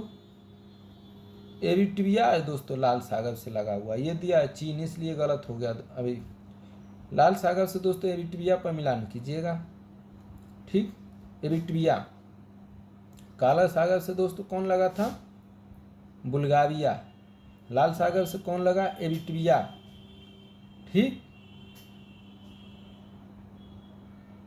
अगला दोस्तों, पीला सागर से लगा देश कौन सा है दोस्तों? चीन। पीला सागर से कौन सा है? चीन। तथा कैस्पियन सागर से लगा देश कौन सा है? क से कैस्पियन, क से कजाकिस्तान। कैस्पियन सागर से कजाकिस्तान, पीला सागर से चीन, लाल सागर से एरिट्रिया और ब्लैक सागर से बुल्गारिया। अब दोस्तों मिलान करते रहिएगा। 46 निम्नलिखित में से कौन सा एक पनामा का सीमावर्ती नहीं है? पनामा का सीमावर्ती नहीं है दोस्तों, पनामा से सीमा नहीं बनाता है। कोस्टारिका, कोलंबिया, प्रशांत महासागर, वेनेजुएला। पनामा मध्य अमेरिका का एक देश है दोस्तों, जिसकी सीमाएं उत्तर में कोस्टारिका, पश्चिम में प्रशांत महासागर, पूर्व में कैरिबियन सागर तथा दक्षिण में कोलंबिया से लगती है। वेनेजुएला से इसकी सीमा नहीं लगती है दोस्तों, वेनेजुएला से उसकी सीमा नहीं लगती है दोस्तों, क्योंकि दक्षिणी अमेरिका में दोस्तों वो है। 47 निम्नलिखित देशों में से कौन सा देश लिथुआनिया का सीमावर्ती नहीं है, सीमावर्ती नहीं है दोस्तों? ये सब याद रखिए दोस्तों। पोलैंड के पास यूक्रेन से कौन सीमा लगाता है, ये सब दोस्तों। बेलारूस, लातविया, पोलैंड, लिथुआनिया की सीमावर्ती नहीं है दोस्तों, आ सकता है दोस्तों। तो यूक्रेन की सीमा दोस्तों लिथुआनिया से नहीं लगता है। लातविया, रूस, पोलैंड एवं बेलारूस लिथुआनिया के सीमावर्ती देश हैं दोस्तों। लातविया ल से लिथुआनिया, ठीक। और रूस भी हो जाए, पोलैंड में हो गया, रूस और बेलारूस को लेके हैं दोस्तों। तो इसको मिला के मान लीजिए, रूस से बेलारूस जो है बहुत खतरनाक देश है, दोनों का राजा है, राजा तनसा देश है ये। इसके पश्चिम में बाल्टिक सागर स्थित है दोस्तों। अगला, उत्तर से दक्षिण की ओर जाते हुए, उत्तर से दक्षिण की ओर ऊपर से नीचे आते हुए दिए गए पाकिस्तानी नगरों का सही अनुक्रम कौन होगा? इस्लामाबाद, गुजरांवाला, पेशावर, मुल्तान। ऐसा तो दोस्तों कुछ भी नहीं पूछा जाने वाला है, फिर भी आ गया है तो देख लीजिए। पेशावर होगा सी ऑप्शन दोस्तों, इस्लामाबाद, इसके बाद गुजरांवाला, फिर मुल्तान होगा। ऐसा कुछ पूछने वाला नहीं। नगर दोस्तों और नदी, कौन सा नदी जो है किस नगर में स्थित है, शहर में स्थित है? वाशिंगटन डीसी में दोस्तों पोटोमेक नदी है, पोटोमेक नदी। चौथा, वाशिंगटन ए का चौथा हो जाए, पोटोमेक नदी। बर्लिन में दोस्तों, बर्लिन में स्प्री नदी है। कौन सी नदी है? बर्लिन में स्प्री नदी। पेरिस में दोस्तों कौन सी नदी है? पेरिस में दोस्तों सीन नदी है, पेरिस में सीन नदी है। अब मैड्रिड में दोस्तों मेंजेनरेस नदी है, मैड्रिड में मेंजेनरेस नदी है। नाम कुछ कुछ मिलता रहा है। पेरिस में दोस्तों सीन नदी। सीन कहाँ हो रहा है आजकल? पेरिस में ही। रूस की राजधानी कहाँ है? पेरिस। बर्लिन दोस्तों स्प्री नदी है। वाशिंगटन डीसी दोस्तों पोटोमैक नदी। कंप्लीट हो गया दोस्तों, उम्मीद करता हूँ कंप्लीट हो गया होगा। अगला दोस्तों देखते हैं। ग्रेट ब्रिटेन में इंग्लैंड, वेल्स, स्कॉटलैंड तथा उत्तरी आयरलैंड अंतर्विष्ट हैं। इंग्लैंड यूनाइटेड किंगडम के कुल क्षेत्रफल का 60% से कम में फैला हुआ है। बताइए दोस्तों ऑप्शन क्या सही है? थोड़ा मोड़ा तो इसके बारे में कुछ ना कुछ सुने ही होंगे। 50 का देखिए दोस्तों, पहला गलत है। ग्रेट ब्रिटेन में इंग्लैंड, वेल्स, स्कॉटलैंड तथा उत्तरी आयरलैंड सम्मिलित है, ये गलत है दोस्तों। दूसरा सही है, इंग्लैंड यूनाइटेड किंगडम के कुल क्षेत्रफल का 60% से कम में फैला हुआ है, ठीक। ग्रेट ब्रिटेन में इंग्लैंड, वेल्स, स्कॉटलैंड शामिल है, परंतु इसमें उत्तरी आयरलैंड शामिल नहीं है दोस्तों। आयरलैंड नहीं शामिल है दोस्तों, ठीक है। तो आयरलैंड को शामिल मत करिएगा, उत्तरी आयरलैंड को शामिल नहीं करना है दोस्तों। इसे यूनाइटेड किंगडम के नाम से भी जाना जाता है। यूनाइटेड किंगडम के लगभग 54% भाग पर इंग्लैंड विस्तारित है। इस पर अगला दोस्तों बोला है दोस्तों 51, पराना नदी पर निर्मित इतेपुबाद, पराना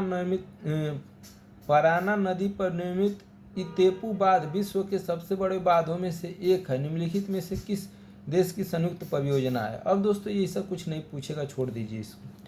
पृथ्वी के कुल भू क्षेत्र की अपनी अपनी प्रतिशतता के अवरोही क्रम में दोस्तों भूमि क्षेत्र जो है दोस्तों किसका पास ज़्यादा है, उसके बाद उससे कम लगाना है। उत्तरी अमेरिका, अफ्रीका, यूरोप, दक्षिणी अमेरिका। दोस्तों ये ठीक प्रश्न है, कभी भविष्य में हो सके आ जाए। क्षेत्रफल की दृष्टि से महाद्वीपों का घटता हुआ क्रम दोस्तों, अफ्रीका में सबसे ज़्यादा क्षेत्रफल है, ठीक। उसके बाद उत्तरी अमेरिका में है दोस्तों, उसके बाद दक्षिणी अमेरिका में है, फिर यूरोप में है दोस्तों। यूरोप जो है दोस्तों सबसे छोटा है, उत्तरी अमेरिका से भी, दक्षिणी अमेरिका से भी। अफ्रीका में सबसे ज़्यादा क्षेत्रफल लिया है उत्तरी अमेरिका जो है, उसके बाद दक्षिणी अमेरिका, उसके बाद जो है यूरोप दोस्तों। तो याद हो गया होगा दोस्तों, इसमें कौन सी बड़ी बात है, बी ऑप्शन हो जाएगा। अफ्रीका, फिर उत्तरी अमेरिका, फिर दक्षिणी अमेरिका, फिर यूरोप। अगला दोस्तों, बरमुंडा त्रिकोण निम्नलिखित स्थानों में से किन तक विस्तृत है? बरमुंडा त्रिकोण किस निम्नलिखित में से किन तक विस्तृत है दोस्तों? 53 का। बरमुंडा त्रिभुज दक्षिणी अंध महासागर में स्थित है, एक अनोखा एवं अद्भुत क्षेत्र है। यह त्रिभुजाकार है, यह दक्षिणी फ्लोरिडा, प्यूर्टोरिको एवं बरमुंडा द्वीप तक विस्तृत है दोस्तों। बी ऑप्शन हो जाएगा। रट्टा मत मारिएगा दोस्तों, बस ऐसे थोड़ा मोड़ा जानते रहिए।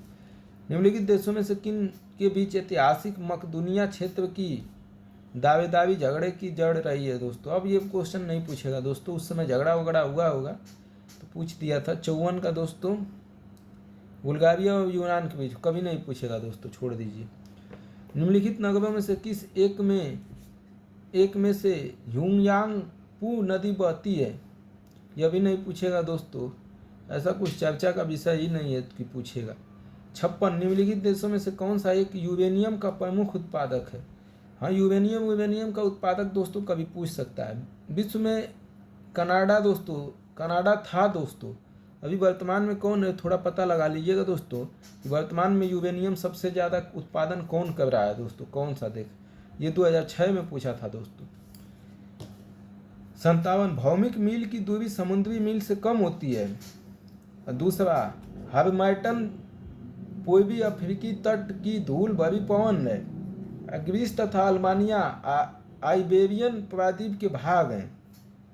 57 का दोस्तों, पहला कथन सही है दोस्तों, भौमिक मील की दूरी समुद्री मील से कम है, यही ऑप्शन सही है बस दोस्तों।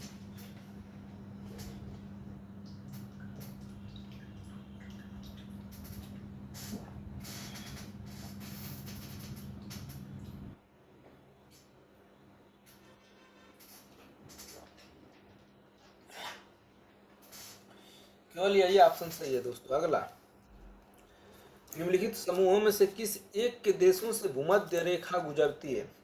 ये बढ़िया प्रश्न है दोस्तों, भविष्य में आ सकता है, याद रखिए। भूमध्य रेखा जो है किन किन देशों से गुजरती है दोस्तों? Brazil, Zambia, Malaysia, Colombia, Kenya, Indonesia. Brazil, Sudan और मलेशिया, वेनेजुएला, इथियोपिया और इंडोनेशिया। बताइए भाइयों, और बहनों भी, दीदी बोल देते हैं बहनों के जगह पर, अच्छा लगेगा। तो भैया और दीदी दोनों लोग बता दीजिए। 58 का।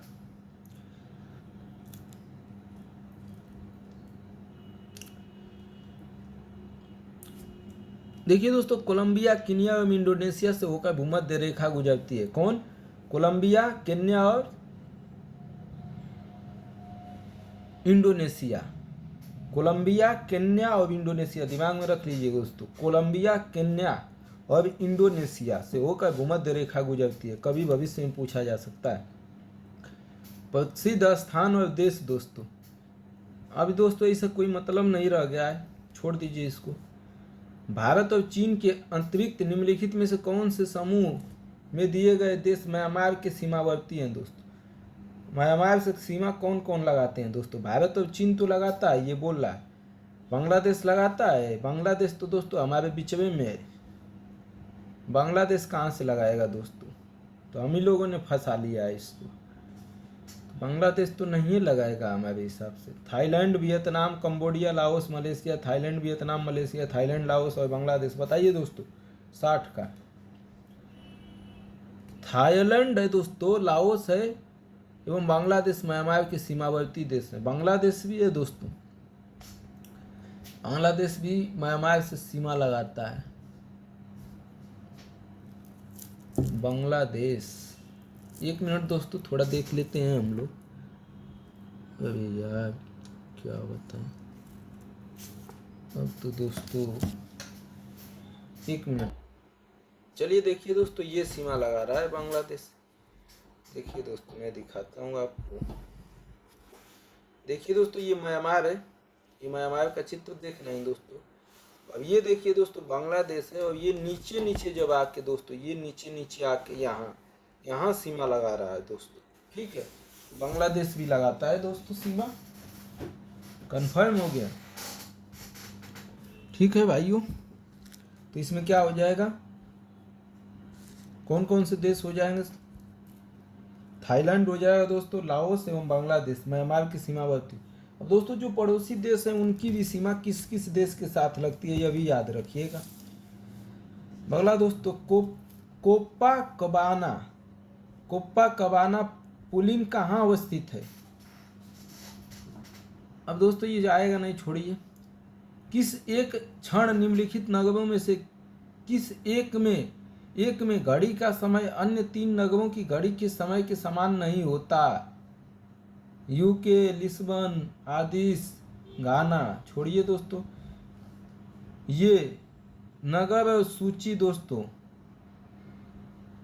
लाल नदी। चलिए दोस्तों याद कर लेते हैं इसको, कभी हो सके इसे भी पूछ सकता है। ये दोस्तों दक्षिण पूर्व एशिया के नगर वहां से प्रवाहित होने वाली नदी का सुमेलन। दोस्तों बैंकॉक जो है थाईलैंड की राजधानी है और मेनाम नदी के किनारे स्थित है दोस्तों। किस नदी के ये किनारे स्थित है? मेनाम नदी के। छोड़िए दोस्तों, ये सब प्रश्न नहीं आएगा। अगला 64 का, निम्नलिखित नदियों में से कौन सी सबसे लंबी नदी इसमें से कौन सी है दोस्तों? अमेजन पेरू की एंडीज पर्वत श्रृंखला से प्रवाहित होने वाली विश्व की सबसे बड़ी नदी है। अमेजन पेरू की एंडीज पर्वत श्रृंखला से प्रवाहित होने वाली विश्व की सबसे बड़ी नदी है। लंबाई 6,992 किलोमीटर और कांगो की लंबाई 4,700।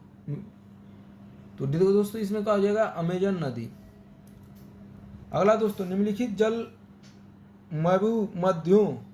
जलड मरुमध्यों में से किस एक में से निकाली गई सुरंग यूनाइटेड किंगडम और फ्रांस को जोड़ती है दोस्तों?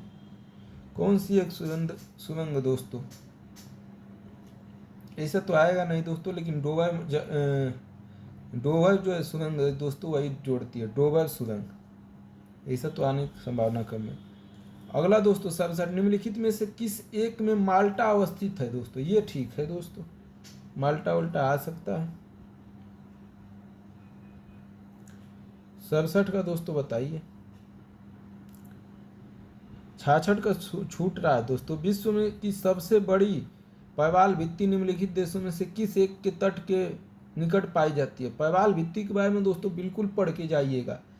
ग्रेट बैरियर रीफ ऑस्ट्रेलिया के उत्तरी पूर्वी पर तट पर स्थित विश्व की सबसे बड़ी कोरल रीफ 1200 मील लंबी रीफ को एक सागरीय पार्क के रूप में संरक्षित है। प्रवाल भित्तियां दुनिया की सबसे विविध पारिस्थितिक तंत्रों के लिए। प्रवाल भित्ति का क्या उपयोगिता है जीवन में दोस्तों? कहाँ कहाँ पाई जाती है? कैसी जलवायु चाहिए? कैसा तापमान चाहिए? ये सब पढ़ लीजिएगा। मैंग्रोव और प्रवाल दोनों से एक प्रश्न आना ही है दोस्तों, इसलिए दोस्तों ऑस्ट्रेलिया हो जाएगा दोस्तों। ये हो जाएगा, विश्व की सबसे बड़ी प्रवाल भित्तियां ऑस्ट्रेलिया में पाई जाती है। माल्टा अवस्थित है दोस्तों। माल्टा कहाँ अवस्थित है? भूमध्य सागर के मध्य स्थित है दोस्तों। इसके दक्षिण में इटली एवं उत्तरी में लीबिया स्थित है। तो भूमध्य सागर के मध्य में स्थित है माल्टा। बी ऑप्शन हो जाएगा। अवसर का, निम्नलिखित नगरों में से कौन सा एक भूमध्य रेखा के सर्वाधिक निकट है? Colombo, Jakarta, Manila, Singapore. बोलिए भाई। कोलंबो तो श्रीलंका की राजधानी, इंडोनेशिया की जकार्ता है, और सिंगापुर तो एक देश ही है, आप जान ही रहे। मनीला जो दोस्तों 68 बताइए दोस्तों। दोस्तों सिंगापुर सबसे नजदीक है भूमध्य रेखा की। मध्य रेखा जो गुजरती है दोस्तों, कर्क रेखा जो गुजरती है, उसके देश आसपास देश कौन है वो भी थोड़ा ध्यान दे लीजिएगा दोस्तों। विषुवत रेखा का पता पूछ दे इस सब प्रश्न। 69, निम्नलिखित में से कौन सा एक जलभू मध्य अंतर्राष्ट्रीय तिथि रेखा के सर्वाधिक निकट है? मलक्का जलभू, फ्लोरिडा, बेरिंग, जिब्राल्टर। बेरिंग जो है दोस्तों, ये बेरिंग संधि अंतर्राष्ट्रीय तिथि रेखा के सर्वाधिक नजदीक स्थित है। इसके पूर्व में अमेरिका महाद्वीप एवं पश्चिम में एशिया या ऑस्ट्रेलिया एवं यूरोप महाद्वीप स्थित है। बड़े भूभाग को अलग करने वाला पतली संकरी जलधारा जलमध्यु कहलाता है दोस्तों। जो बड़े भूभाग को अलग करने वाली पतली संकरी जो जलधारा होती है दोस्तों, उसको जलमध्य कहते हैं। जल अलग करता है दोस्तों बड़े भूभागों को, उसी को बेरिंग जल संधि अंतर्राष्ट्रीय तिथि रेखा के सर्वाधिक निकट स्थित है। पूर्व में दोस्तों अमेरिका है, ठीक, एवं पश्चिम में एशिया है। पूर्व में अमेरिका, पश्चिम में एशिया, ऑस्ट्रेलिया एवं यूरोप महाद्वीप स्थित है। 70 निम्नलिखित देशों की मालडोवा के साथ साझी सीमाएं हैं दोस्तों। मालडोवा के साथ कौन कौन सीमा साझा करता है?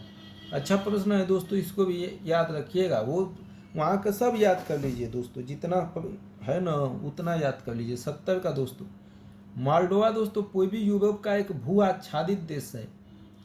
इसके पश्चिम में रोमानिया एवं उत्तर पूर्व और दक्षिण में यूक्रेन स्थित है दोस्तों। ये ऑप्शन हो जाएगा दोस्तों, यूक्रेन और रोमानिया। वहाँ का सब याद कर लीजिए दोस्तों, अभी युद्ध चल ही रहा है। निम्नलिखित कथनों पर विचार कीजिए। अजमान संयुक्त अरब अमीरात के 7 अमीरातों में से एक है। रस अल खैमा संयुक्त अरब अमीरात को जोड़ने वाला अंतिम शेख राज्य था। छोड़िए दोस्तों, ये नहीं आएगा। जनसंख्या के घटते हुए क्रम में चीन और भारत के बाद कौन से देश आते हैं? छोड़ दीजिए दोस्तों। निम्नलिखित देशों पर विचार कीजिए।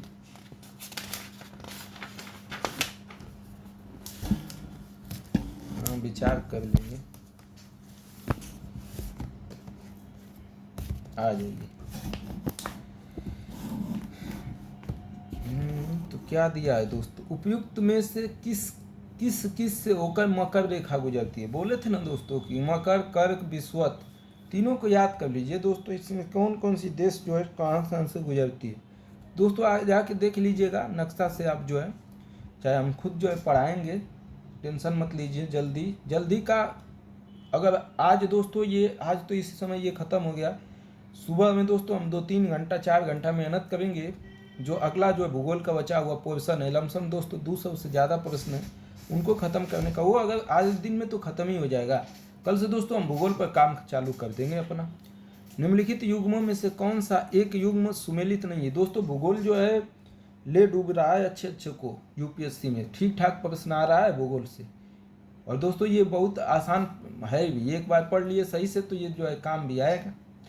भूगोल को दोस्तों 2-4 प्रश्न संभावित उत्तर हम लोग संभावित प्रश्न के आधार पर निकाल ले जाएंगे दोस्तों कि ये प्रश्न आना ही है।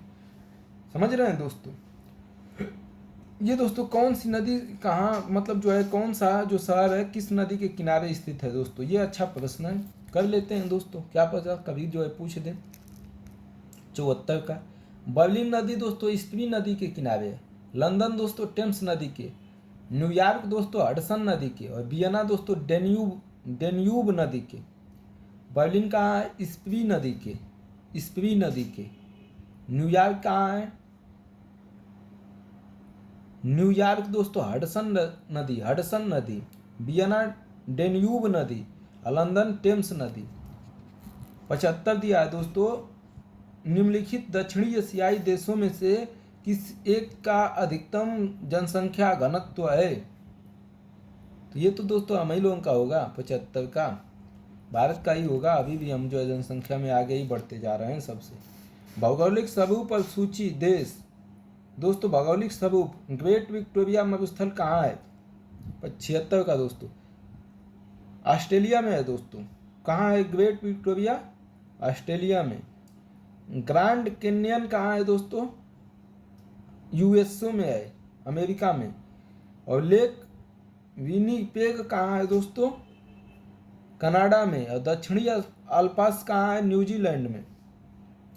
रेगिस्तान शुष्क पारिस्थितिक तंत्र है जो एक वर्ष में 25 सेंटीमीटर 10 इंच से कम वर्षा प्राप्त करता है। 25 सेंटीमीटर से कम रेगिस्तान में वर्षा होती है दोस्तों।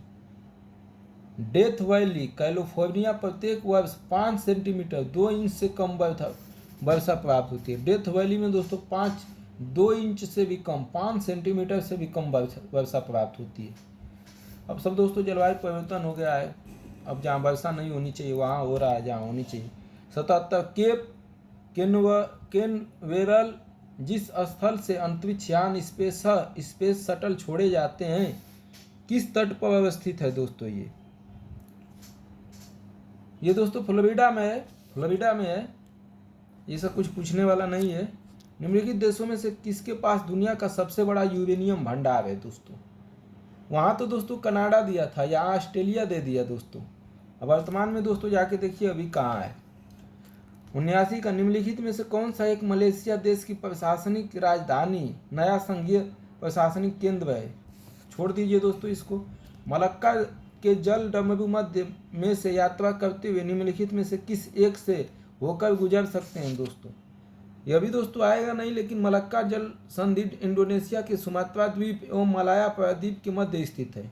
इंडोनेशिया के सुमात्रा द्वीप एवं मलाया प्रायद्वीप के मध्य स्थित है। सिंगापुर मलाया प्रायद्वीप के एक छोर पर स्थित है। जानते रहिए दोस्तों थोड़ा सा। टर्की किन के मध्य स्थित है? टर्की दोस्तों, ये ठीक ठाक प्रश्न है दोस्तों। तुर्की भी बोला जाता है देश को, तुर्की या टर्की दोस्तों। तुर्की का छोटा हिस्सा दक्षिणी पूर्व यूरोप तथा बड़ा हिस्सा पश्चिमी एशिया में है। एशिया और यूरोप दोनों में आ रहा है दोस्तों तुर्की, जो कि काला सागर तथा भूमध्य सागर के बीच स्थित है। ये काला सागर और भूमध्य सागर के बीच। ये दोस्तों ये हो सके नक्शा में इसका भी जो है आ जाए, क्योंकि तुर्की जो है अपना सागर बंद कर रहा था, रूस जो है उधर से जो है यूक्रेन पर हमला न कर पाए। यह भी महत्वपूर्ण हो सकता है दोस्तों। ये दोस्तों चेचन्या, दारफुर, स्वाति घाटी, ये तो दोस्तों यादें कर लीजिए। चेचन्या का तो रशियन फेडरेशन अभी बताया ही है मैंने। चेचन्या जो है रसिया का प्राइवेट आर्मी है, जो रूस के लिए, पुतिन के लिए काम करता है, पता है ना दोस्तों। दारफुर पश्चिमी सूडान क्षेत्र में है दोस्तों। दारफुर कहाँ है? सूडान क्षेत्र में है दोस्तों, सूडान में, ठीक है। अस्वाति एक घाटी है तथा पाकिस्तान की एक प्रशासनिक जिला है, तो ये तो छोड़ दीजिए दोस्तों। दक्षिणी पूर्वी एशिया में दक्षिण से उत्तर की ओर जाने पर नीचे दिए गए, दक्षिण से उत्तर की ओर, ऊपर नीचे से ऊपर की ओर जाना है दोस्तों। दक्षिण से उत्तर की ओर, नीचे से ऊपर की ओर जाने समय कौन सा होगा?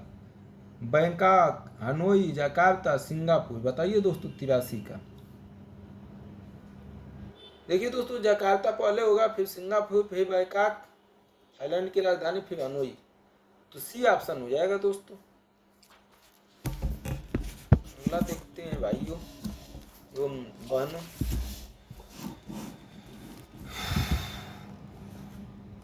ये देखते हैं दोस्तों, दक्षिण पश्चिम एशिया का निम्नलिखित में से कौन सा एक देश भूमध्य सागर तक नहीं है?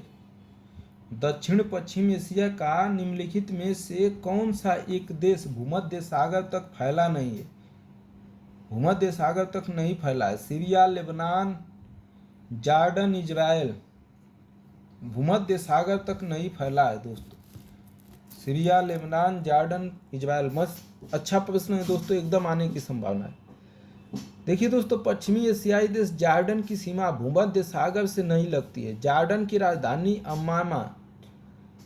जॉर्डन एकमात्र बंदरगाह अकाबा है, जो अकाबा, तो दोस्तों ये छोड़ दीजिए, बस जान जाइए कि ये इसकी सीमा सीरिया की दोस्तों, लेबनान की और इजराइल की भूमध्य सागर तक सीमा लगता है दोस्तों। सीरिया, लेबनान, इजराइल, ये दोस्तों इसके पास जो भी है ना उसका तो हम तो याद करना ही पड़ेगा इस बार।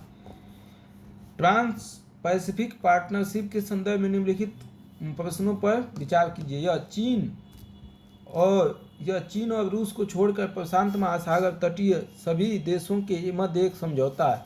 यह केवल तटवर्ती सुरक्षा के प्रयोजन से किया गया सामरिक गठबंधन है। ये दोस्तों आ सकता है 2016 में का प्रश्न है दोस्तों, IAS का, UPSC का। ये हो सके आ सकता है दोस्तों, इसलिए कि अभी हाल ही में हुआ है ना। देखिए दोस्तों इसमें 12 देश शामिल है। America, Japan, Malaysia, Vietnam, Singapore, Brunei, Australia, New Zealand, Canada, Mexico, Chile और पेरू। इसका उद्देश्य इन राष्ट्रों के बीच आर्थिक विकास को बढ़ावा देने के लिए व्यापार को बढ़ावा देना। यह 4 फरवरी 2016 को ऑकलैंड, न्यूजीलैंड में हस्ताक्षरित किया गया था दोस्तों। तो इसमें दोस्तों चीन नहीं है ना, चीन नहीं है दोस्तों, चीन भी बोला है तो पहला तो गलत। यह केवल तटवर्ती सुरक्षा के तटवर्ती नहीं दोस्तों, आर्थिक विकास के लिए हस्ताक्षरित किया गया था। तो दोनों ऑप्शन गलत हो जाएगा दोस्तों। अगला 86, निम्नलिखित में से कौन सा भौगोलिक रूप से ग्रेट निकोबार के सबसे निकट है? ग्रेट निकोबार के सबसे निकट कौन सा है दोस्तों? 86 का। देखिए दोस्तों, ग्रेट निकोबार से सुमात्रा की दूरी 1192 किलोमीटर, श्रीलंका की 1437 किलोमीटर। तो ऑप्शन ए हो जाएगा दोस्तों, सुमात्रा जो है सबसे नज़दीक है। भूमध्य सागर निम्नलिखित में से किन देशों की सीमा है दोस्तों? अब ये देखिए दोस्तों, रिपीट कर दिया प्रश्न। ये देखिए कहानी, अभी कहाँ 2016 में पूछा, 2015 में पूछा दोस्तों, और फिर 2017 में पूछ दिया, फिर पूछेगा दोस्तों, फिर पूछेगा। भूमध्य सागर निम्नलिखित किन देशों की सीमा है दोस्तों? जॉर्डन, अब ये हम लोगों ने पढ़ा है दोस्तों, जॉर्डन नहीं है, अब ये पढ़ा है हमने। लेबनान है दोस्तों, इराक है, सीरिया तो हो ही जाएगा।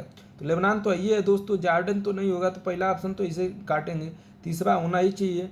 और सीरिया तो दोस्तों अभी हम लोगों ने सीरिया भी पढ़ा है दोस्तों, तो कौन सा ऑप्शन हो जाएगा? 87 का, सी ऑप्शन दोस्तों। जो पहला 2015 का लगा के गया होगा दोस्तों, वो 2017 में एक क्वेश्चन नकल मार लेगा, इसको बोलते हैं नकल मारना, मतलब ये हिंगे फिटकरी का जो है उसका एक प्रश्न सही हो जाएगा। निम्नलिखित में से कौन सा से मानव क्रियाकलाप के कारण हाल ही में बहुत अधिक संकुचित हो गया है? मानव जो है, मानव उस पर कब्जा कर लिया है, मानव उसको खत्म कर दिया है, उसको छोटा बना दिया है। अराल सागर, काला सागर, बैकाल झील। बताइए दोस्तों 88 का। अराल सागर को दोस्तों सोवियत प्रशासन ने अराल सागर में विसर्जित होने वाली 2 नदियों मरुभूमि सिंचाई के लिए 3 अलग अलग भागों में बांट दिया है। ये सूख गया है दोस्तों, अराल सागर सूख गया। इस सूखने का कारण क्या था दोस्तों? झील में आने वाले जल का प्रवाह को प्रवाहित करने के लिए ये सूख गया दोस्तों, यही जो है, तो ये ऑप्शन हो जाएगा। अब देखिए दोस्तों, सागर से लगा हुआ देश कौन सा? सागर, अब देखिए दोस्तों प्रश्न बना दिया ना, कौन सा सागर, हम बोल रहे हैं ना कि सागर से और कौन सा देश लगा हुआ है, मरुस्थलबद्ध देश कौन से? कर्क मगर रेखा से जो आसपास देश है, भूमध्य रेखा, ग्रीनविच रेखा से, ये सब दोस्तों प्रश्न बना रहा है। देखिए दोस्तों, इसमें तो प्रश्न जो है 2-3 तो पहले भी पूछ चुका है, उन्हीं से जो है काला सागर दोस्तों, काला सागर से लगा हुआ देश दोस्तों पूछा था पहले। अब जो पहले जो है काला सागर को पढ़ के गया होगा तो वो तो मार ही देगा। भूमध्य सागर से दोस्तों सीरिया, अब ये हम लोगों ने पढ़ा है, तो चौथा का तो दोस्तों सीरिया होना ही चाहिए। और तो इसका मतलब मोरक्को तो नहीं होगा दोस्तों, भूमध्य सागर से मोरक्को, अच्छा सागर से लगा हुआ देश है दोस्तों। तो 79 का बताइए दोस्तों।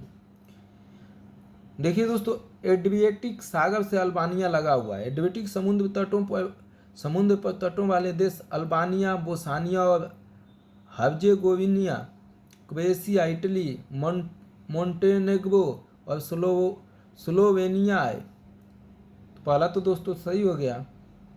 काला सागर यूरोप के दक्षिण पूर्वी छोर पर स्थित एक देश है, अंतर्देशीय समुद्र है। इसकी सीमा उत्तर में यूक्रेन, उत्तर पूर्व में रूस, पूर्व में जॉर्जिया, दक्षिण में तुर्की और पश्चिम में बुल्गारिया, रोमानिया से लगती है। काला सागर क्रोएशिया से नहीं लगता है दोस्तों, तो ये ऑप्शन गलत हो गया दोस्तों। काला सागर महत्वपूर्ण है, यूक्रेन का था ये दोस्तों, लूट लिया रूस ने, पुतिन ने। कैस्पियन सागर के बारे में दोस्तों जानते हैं, कैस्पियन सागर के बारे में दोस्तों।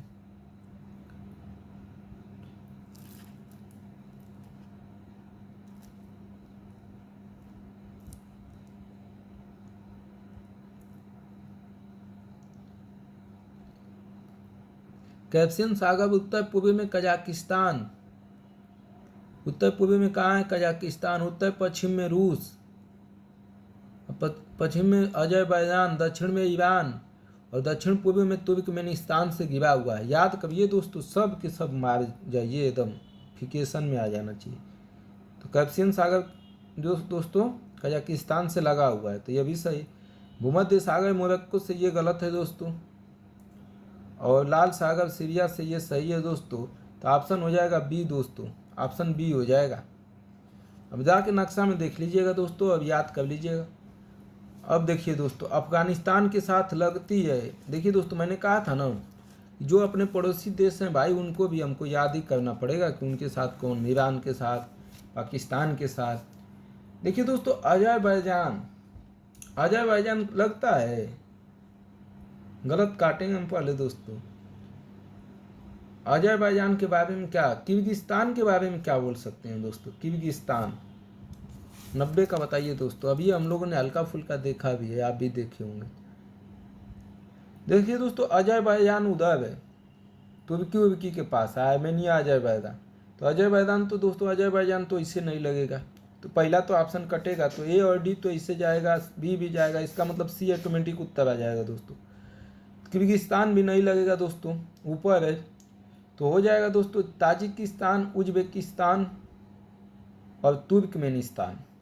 ये दोस्तों जाके देखिए और याद करिए। उत्तरी पश्चिमी केन्या में, ये 2022 में प्रश्न पूछा है दोस्तों। उत्तरी पश्चिमी केन्या में बीडी एक बृहद शरणार्थी बस्ती है। दूसरा दिया, दक्षिणी सूडान गृह युद्ध से पलायन किए हुए कुछ लोग बीडी में रहते हैं। और तीसरा दोस्तों, सोमालिया के गृह युद्ध से पलायन किए गए कुछ लोग केन्या के दबाव शरणार्थी संकुल में है।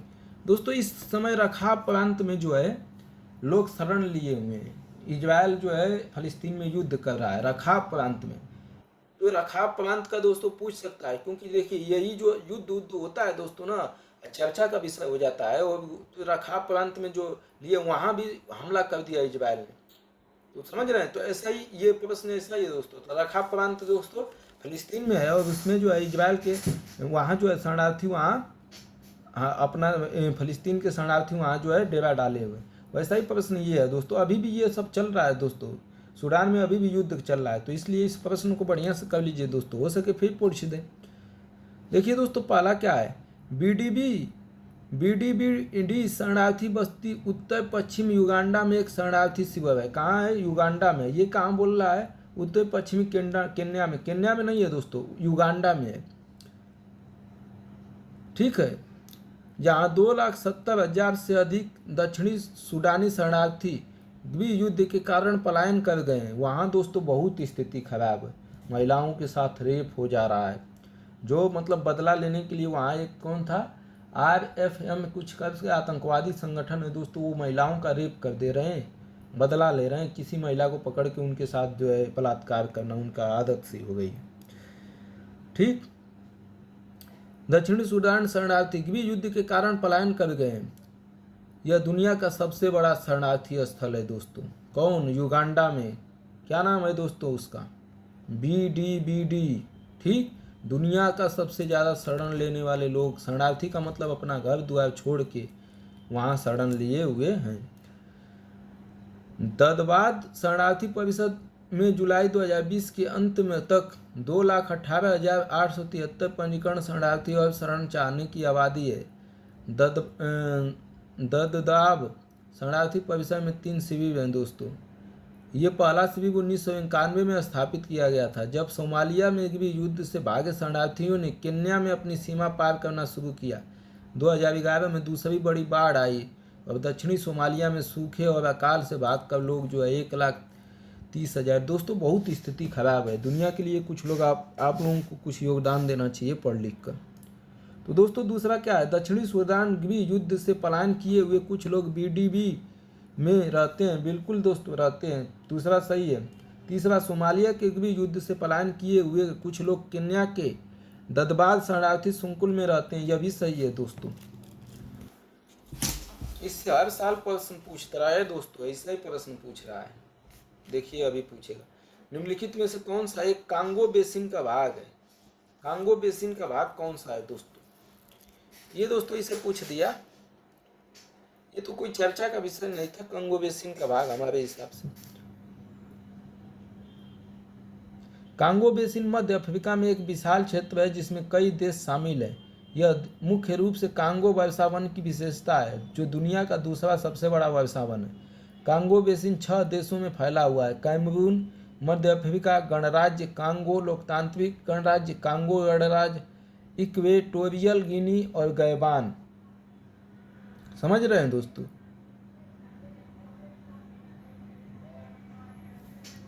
तो इसका ऑप्शन ए सही है दोस्तों, ये सही हो जाएगा।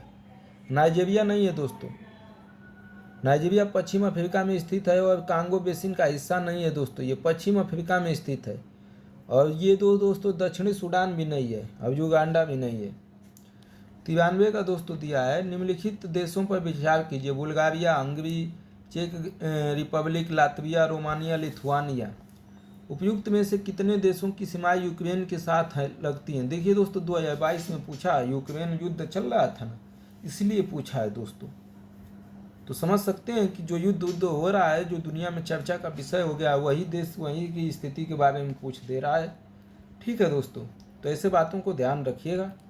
तो 93 का दोस्तों क्या हो जाएगा? यूक्रेन, उत्तर में बेलारूस, पूर्व में रूस, दक्षिण में अजोव सागर और काला सागर, दक्षिण पश्चिम में मोल्डोव, रोमानिया, पश्चिम में हंगरी, स्लोवाकिया और पोलैंड से घिरा हुआ है दोस्तों। तो 2 इसमें सही है दोस्तों, बाकी सब गलत हैं। ठीक है, फिर से बता दें दोस्तों, बेलारूस, रूस से तो ऐसे ही पता है आपको, बेलारूस तो एकदम ऊपर है इसके बाद जो है दोस्तों अजोव सागर, काला सागर, दक्षिण पश्चिम में मोल्डोवा, रोमानिया, पश्चिम में हंगरी, स्लोवाकिया और पोलैंड। अगला दोस्तों, संसार का 2023 में पूछा हुआ है, पिछले वर्ष दोस्तों 2023 में संसार का लगभग 3/4 कोबाल्ट, जो विद्युत मोटर वाहनों के बैटरी के निर्माण के लिए आवश्यक धातु है, किस देश द्वारा उत्पादन किया जाता है? अर्जेंटीना। कोबाल्ट सबसे ज़्यादा कहाँ उत्पादित होता है दोस्तों? ये दोस्तों होता है कांगो लोकतांत्रिक गणराज्य, Democratic Republic of the Congo, C option हो जाएगा दोस्तों। कांगो लोकतांत्रिक गणराज्य कोबाल्ट का दुनिया का सबसे बड़ा उत्पादक है, जो वैश्विक उत्पादन का लगभग 3/4 75% हिस्सा है। यह देश कुछ समय के लिए धातु का शीर्ष उत्पादक रहा है और 2022 में 1,30,000 मैट्रिक टन के उत्पादन हुआ। दोस्तों बस यही है, ये कोबाल्ट इलेक्ट्रिक वाहनों के साथ स्मार्टफोन, लैपटॉप जैसे विभिन्न इलेक्ट्रॉनिक उपकरण के लिए बैटरी के निर्माण में एक महत्वपूर्ण भूमिका निभाता है। देखिए दोस्तों, बहुत बहुत धन्यवाद। अब तक आप जो है हमारे चैनल को देखें या वीडियोज को देखें दोस्तों। अगला दोस्तों बस एक ही है, भूगोल से, भूगोल का भी कहानी आज हमको लग रहा है कि दोपहर तक समाप्ति कर देंगे दोस्तों। अब हमारी कहानी दोस्तों शुरू होगी अब पढ़ाने का, NCERT और ये सब चीज़ें दोस्तों। 1995 से 2023 तक आपको सब विषय का हमारे YouTube चैनल पर प्ले लिस्ट में, वीडियोज में, लाइव स्ट्रीम में सब मिल जाएगा। सब जितने प्रश्न 1995 से UPSC ने 2023 तक किसी भी सब्जेक्ट से ऑलराउंडर पूछिए, वो सब प्रश्न आपको दोस्तों इस YouTube चैनल पर मिल जाएगा। आप जाइए, देखिए और पढ़िए दोस्तों। बाकी दोस्तों रीजनिंग मैथ बचा हुआ है जो अभी हम करा ही रहे हैं। तो धन्यवाद दोस्तों, आप जो है हमारे चैनल पर जुड़े, और दोस्तों हमारे चैनल को थोड़ा लाइक कर दीजिए, सब्सक्राइब कर दीजिए, शेयर कीजिए। बहुत बहुत धन्यवाद दोस्तों।